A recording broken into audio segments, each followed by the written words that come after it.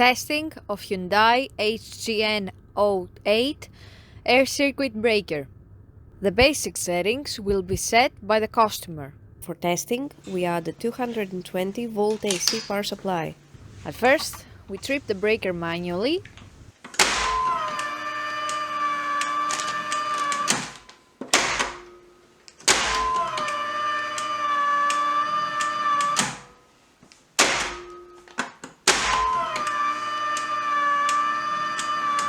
Then we trip the breaker with the help of the UVT.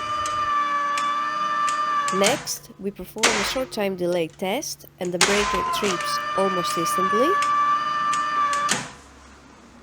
And lastly, we perform a long time delay test, and after about 15 seconds, the breaker trips.